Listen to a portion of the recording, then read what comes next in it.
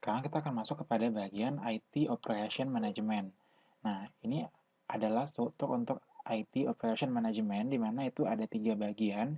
Yang pertama ada struktur organisasi, di mana struktur organisasi ini itu ada pembagian juga berdasarkan spesialis teknik, ada berdasarkan aktivitas, berdasarkan proses yang dikelola, berdasarkan geografis, dan hybrid organization structure. Nah, di mana untuk hybrid organization structure ini itu ada berupa gabungan fungsi, application and technical management, berdasarkan geografis, dan gabungan technical management, application management.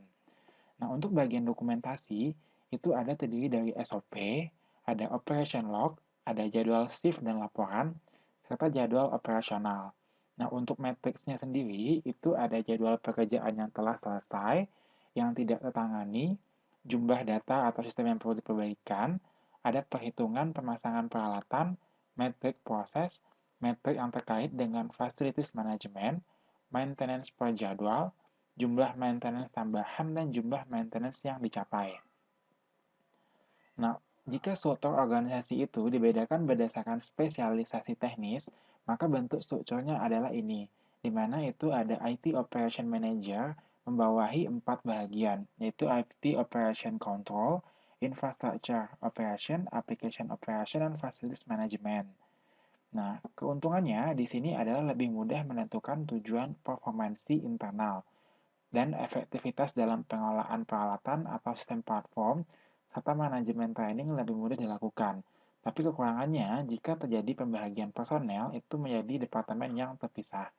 Kesulitan lain yaitu dalam pengumpulan knowledge tentang infrastruktur, adanya teknologi yang dikelola oleh satu grup dalam entitas yang terpisah, serta kesulitan mengukur dampak performansi yang buruk pada satu departemen.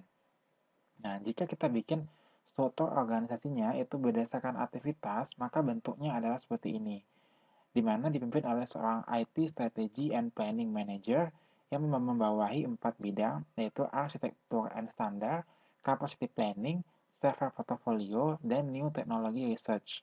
Nah, keuntungannya jika menggunakan struktur organisasi ini adalah mudah mengelola grup pada aktivitas yang berelasi, dan pengukuran tim atau departemen lebih berdasarkan pada output. Nah, kelemahannya yaitu sumber daya dengan skill yang hampir sama mungkin terjadi duplikasi atau berdampak pada biaya yang dikeluarkan, serta ini hanya fokus pada performansi aktivitas internal. Nah, berikutnya jika membuat struktur organisasi berdasarkan geografis, nah bentuknya adalah seperti ini, di mana ini dipimpin oleh seorang IT Operation Manager dan membawahi 4 bagian. Ada American IT Operation, misalnya ini fokusnya di Miami.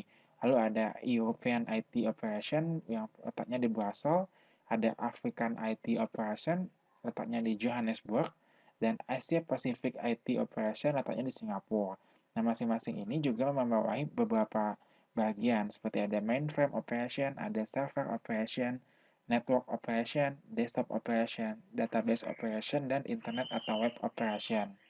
Keuntungannya, jika menggunakan struktur organisasi ini dapat disesuaikan dengan kondisi lokal, dan IT operation dapat disesuaikan dengan level IT service dari masing-masing negara. Nah, perbedaannya di sini tuh kekurangannya adalah laporannya itu menjadi rumit, dan standar operasional sulit ditentukan, serta sering terjadi duplikasi tugas, tool, aturan, dan aktivitas, dan terakhir itu komunikasi sering menjadi susah. Nah, berikutnya kita akan membahas mengenai IT Operation Role. Nah, untuk IT Operation Role ini ada 4 bagiannya. Yang pertama ada Manager IT Operation yang membawahi Operation Control dan Facilities Management. Lalu ada Shift Leader, di mana di sini ada 5 pembagian. Lalu ada IT Operation Analyst dan IT Operator.